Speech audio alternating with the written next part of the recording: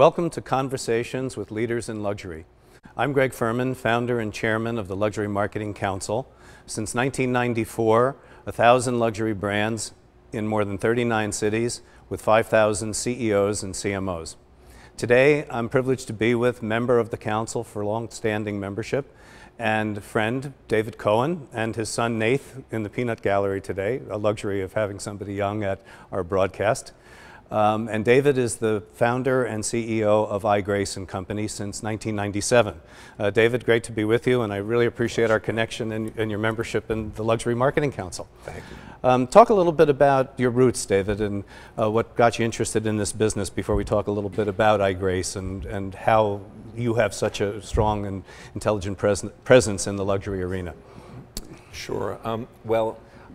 My father was always a passionate and kind of a serial builder, and though he was a lawyer by training, and he had always kind of fancied himself someone who was kind of a lifelong hobbyist. And we had a house in Brooklyn that he bought as a rooming house on Cobble Hill. In Cobble Hill, that's right, in Cobble Hill, and he converted that over many years. It was like 5-6 years that I was living there that he was converting it. And then when we finished that project and we had the good fortune of living there, we then actually acquired a house in Connecticut. And the same thing, he had the foundation poured and it framed, and then he took it from there. And it was a lifelong project, and I would work with him all the time, and it was something that really kind of got in your blood, in your genes. Absolutely. Your education, did you study design or architecture? What was your background from an academic standpoint?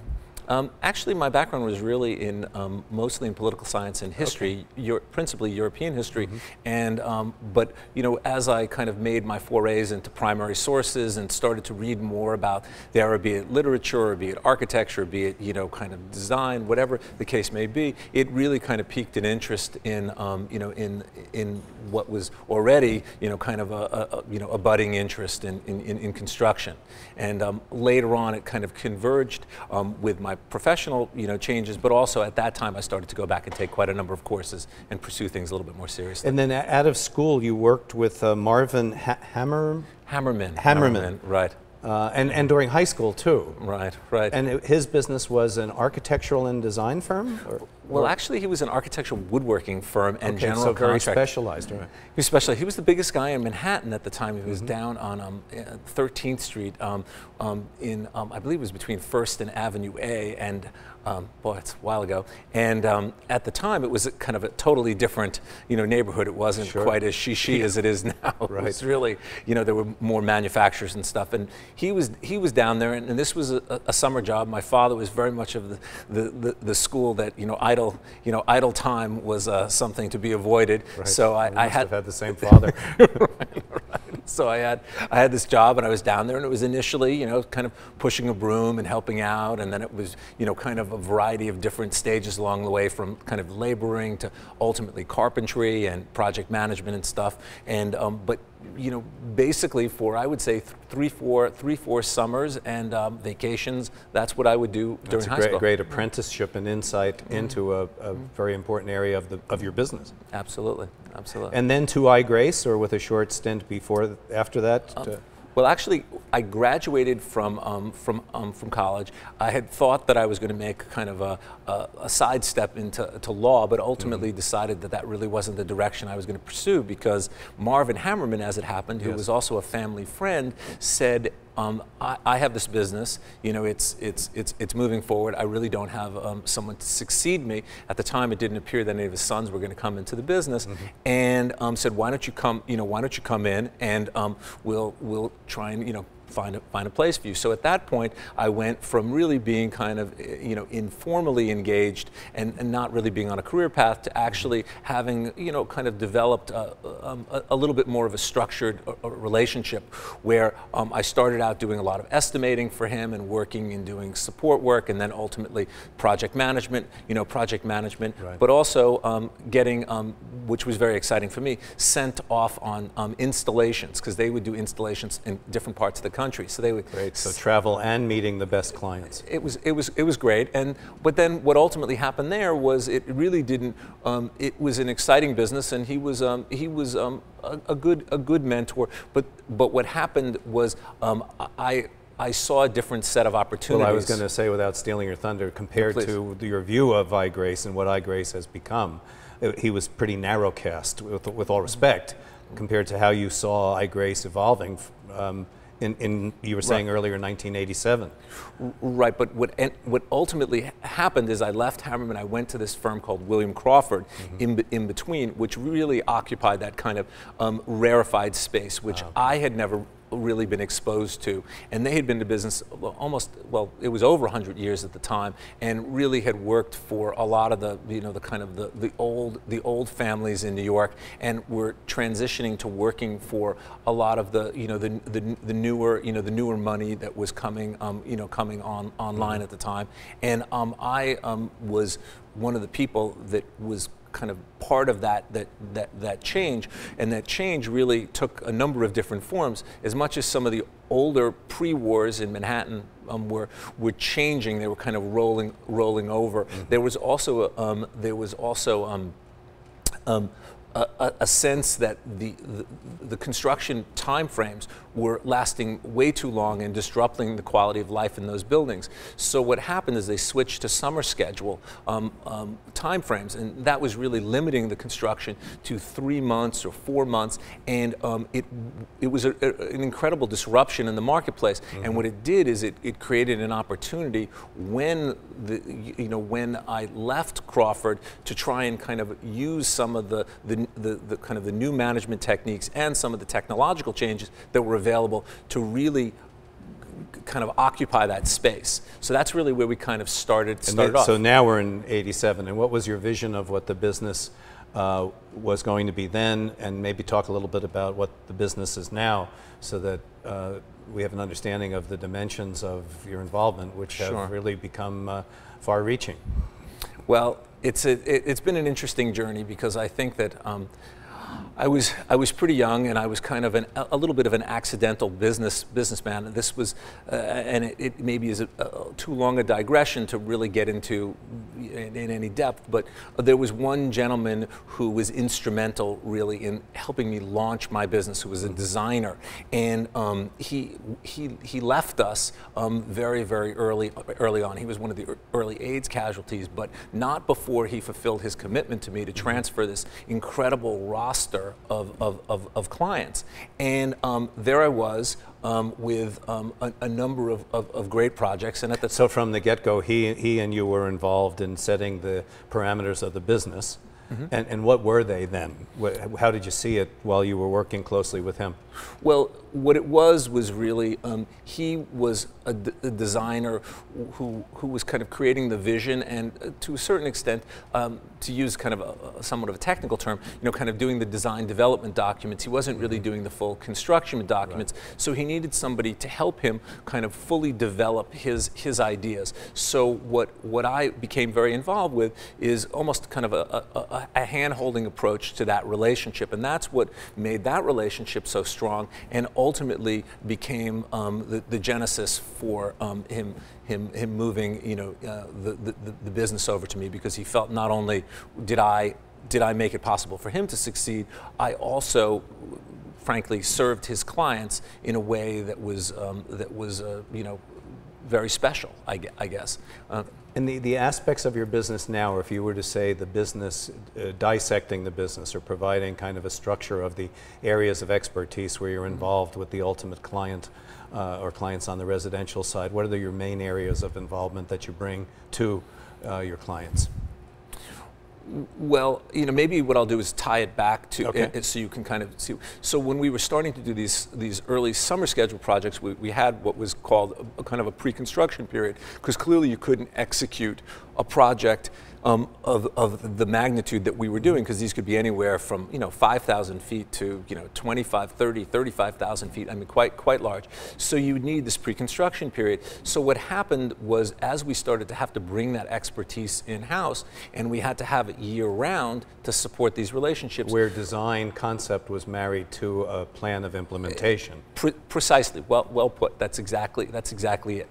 So what we discovered is that we could not only use it for those specific projects, we could almost deconstruct that set of services and start to sell it in other areas as a pure advisory set of services, be it to the insurance industry for consulting on losses that they couldn't decode with their normal adjuster community, or for instance, I mean, with just pre-purchase analysis for the real estate community, a whole host of different things. So for a client that's buying a $20 million penthouse, you would go in and provide an assessment to the client and or the realtor, or both? Or both. It really depends. I mean, we find ourselves in a lot of different situations where people are trying to understand, without a set of architectural documents, without a full concept, but understanding a scale or a kind of a sensibility, what conceptually would be the cost. Have some vision of the potential of the place within the lines of their own taste or preferences. Right. Right. And then that in turn was something that, taking it to the next step, one could almost reverse engineer a project from that point, where one could have a schedule, have a budget, kind of, and not only simply have the critical milestones and have the kind of identify the resources, one could actually go to people and say, before you provide a price for this project, you need to understand that this is the time frame, this is the the expectation. And you would have, in a way that very few would have, a 3D vision into the implications without having to retain the whole array of professionals and scope it out, but a very good analysis that would give people a sense of how they might move forward. We find that in that space we're very sophisticated, because we've kind of worked with a lot of people and have the benefit of their expertise and their historical information. See, I think it's analogous to a great marketing or ad agency where an agency wants to start, whether they're a strategic consultant or an ad consultant. They want to start at the point of strategy. They want to understand the culture. They want to understand the issues. They want to understand the brand. They want to build a relationship based on a strategic understanding first. And if you have that, and one develops that properly, everything flows from that, which I know is the case in your business. Well, it's funny, we use a term called project mandate, and that is, we believe that you need to develop that at the inception of a project and have everybody coalesce around that, and then you test all decisions and all of the kind of the project parameters against that.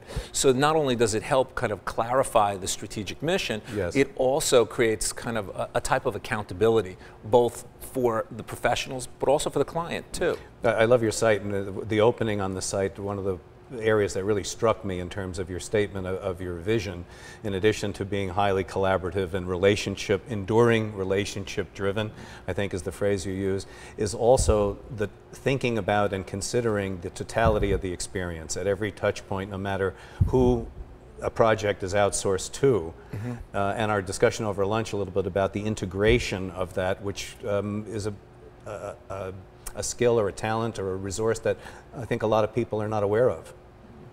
It's an interesting, it's an interesting kind of metric, and I think that, whether it's compensation programs or whether it's culture, and how you drive that down in an organization, on some levels it's nebulous, but on other levels it's quite clear. And to have a differentiated offering, as you look at kind of the people in this space, we felt that the experience itself, judging on the experience was ultimately the best metric, because it wasn't about, was it simply just on time, or was it under budget, or was the quality, consistent with, the highest, highest of standards.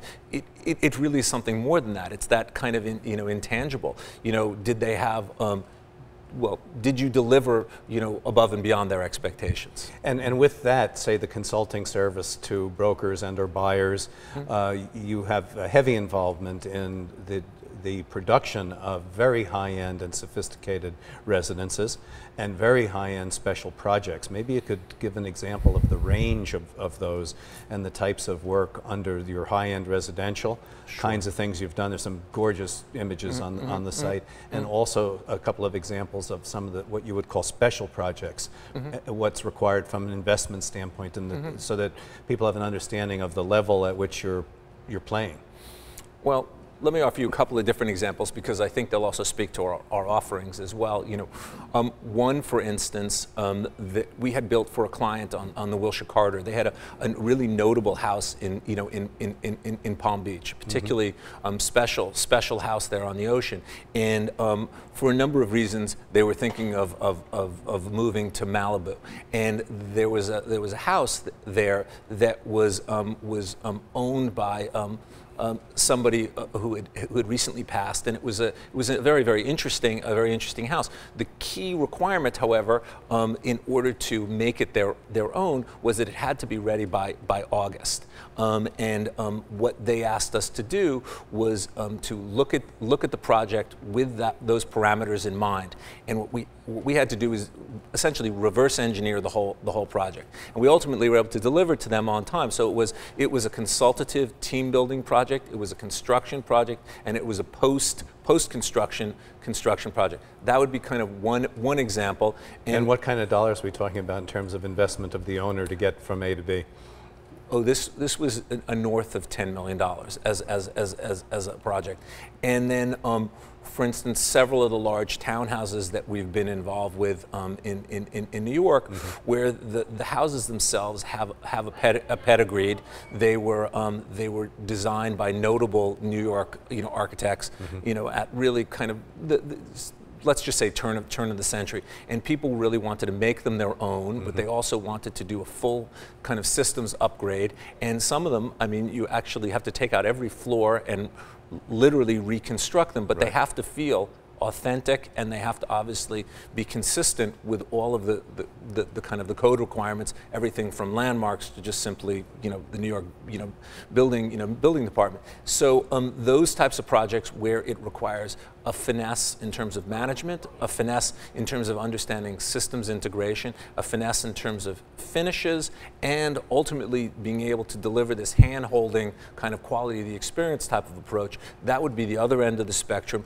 And then in between are, frankly, these types of service and small projects where it can be anything from, someone's going away from the summer. I saw a gorgeous image of a double spiral staircase, and I don't know whether that was part of a bigger accommodation to one of your clients, but it was beautifully designed, and I wondered whether that was one of those special projects.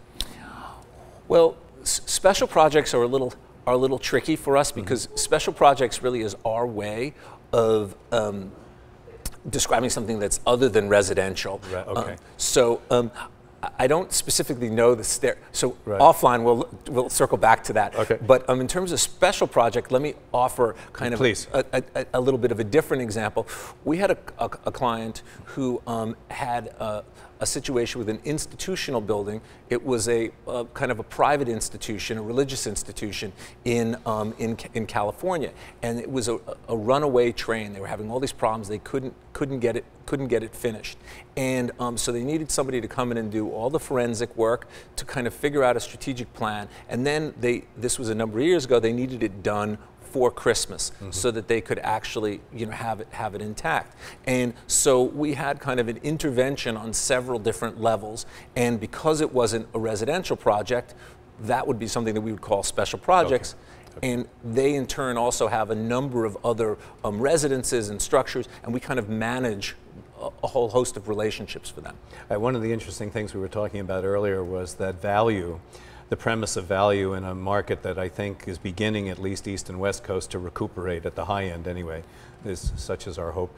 That value is relative to what's invested in changing the underlying property, that the investment, when people buy with the intention to hold, the investment of tens of millions of dollars initially on the front end in a highly telescoped time frame is relatively a relatively low investment when they think of spending money on these types of projects.